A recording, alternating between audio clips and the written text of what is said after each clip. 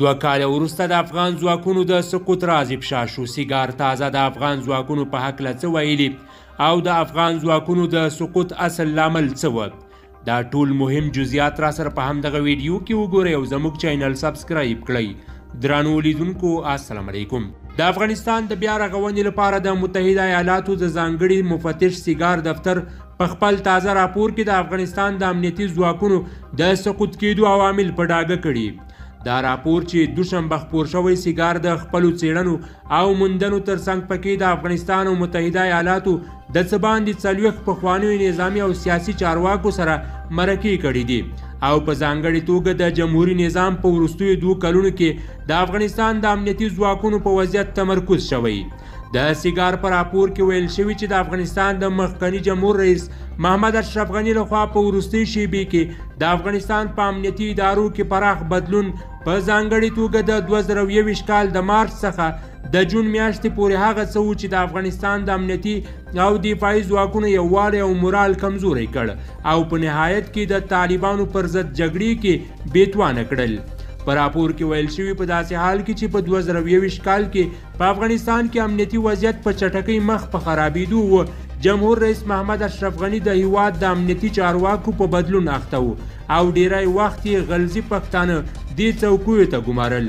د سیګار په راپور کې راغلي چې د ښاغلي غني هم دا پراخ تغیرات د جمهوري نظام په وروستیو 2 کلونو کې د پښتنو په ګټه د افغانستان د امنیتي سکتور د سیاسي کېدو او قومي کېدو سبب شو. د غني او عبدالله سیالي د سیګار په راپور کې د مخکني جمهور رئیس محمد اشرف غني او د سولې د عالی شورا د پخواني مشر ډاکټر عبدالله له کبله پیدا شوې د پښتو او غیر پښتنو ترمنځ سیالي د افغانستان د امنیتي او دفاعي ځواکونو له کاره لوېدو یوه تر ټولو غټه سرچینه بلل شوې. خو ځینې نور بیا وایي چې د افغانستان په امنیتي ځواکونو کې یوازې قومي سیالي نه بلکې د ځوانو او محسنو افسرانو ترمنځ هم سیالي وه. د جهادي او مسلکي افسرانو ترمنځ جنجالونه یوه بله موضوع ده چې امنیتي ځواکونه د جګړې کولو پر ځای په نورو موضوعاتو بوخت کړي وه. پخواني جمهور رئیس محمد اشرف غني د واک په وروستیو کلونو کې د افسرانو د ذاتي چارو قانون پلي کېدل پیل کړ او ټینګار یې درلود چې د دې قانون هدف د اصلاحاتو راوستل او د ځوانو افسرانو لپاره د پرمختیا زمینه برابرول دي.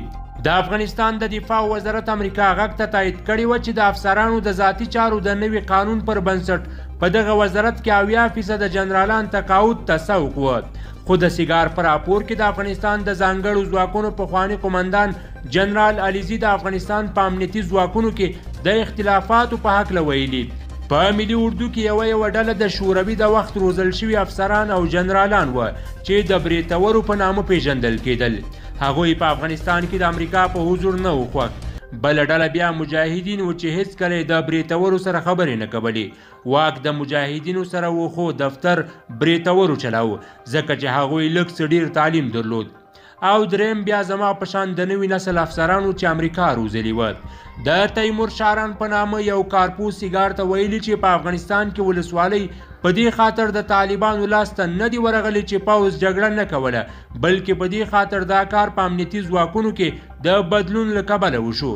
هغه ویلي په وروستیو 18 میاشتو کې ډیره جګړه پوځ نه بلکې پولیسو کوله، خو دا چې په تشکیلاتو کې د بدلون له کبله د پولیسو سیاسي مشروعیت او مورال کمزوری شو په مستقیمه توګه د دې سبب شو چې په 2021 کال کې جمهوریت سقوط وکړي.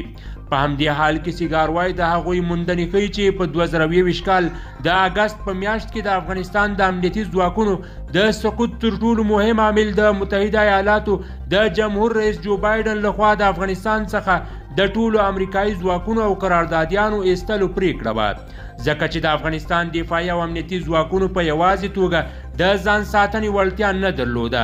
د امریکا د پوځ یو پخواني قمندان هم سیګار ته ویلي چې د افغانستان امنیتي ځواکونه په داسې بڼې جوړ شوي وه چې د قراردادیانو د ملاتړ پرته نه شوی پایېدلی او همدا چې دا ملاتړ ترې لرې شو هغوی هم له منځه ولاړل.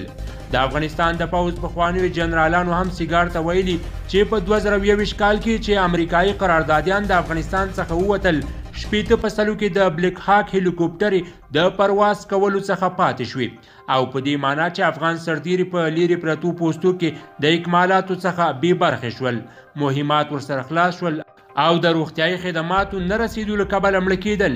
د دوحې تړون د سیګار په راپور کې همدارنګه ویل شوي چې د قطر په پایتخت دوحې کې د طالبانو او امریکا ترمنځ د سولې تړون او د دې تړون څخه وروسته د افغانستان څخه د امریکا د وتلو اعلان د افغانستان د امنیتي او دفاعي ځواکونو مورال کمزوری کړ. ځینو افغان چارواکو هم دا کار د سقوط کتلیس بللی. یو پخوانی افغان قومندان سیګار ته ویلي چې د دوحې تړون رواني اغیز په امنیتي ځواکونو دومره ډیر و چې ځینو یې طالبانو ته د تسلیم کېدو په بدل کې معاملې او وړاندیزونه ومنل. دې قومندان ویلي د دوحې تړون لاسلیک کېدو څخه وروسته افغان سرتیري پوهېدل چې هغوی د جګړې ګټونکي نه دي.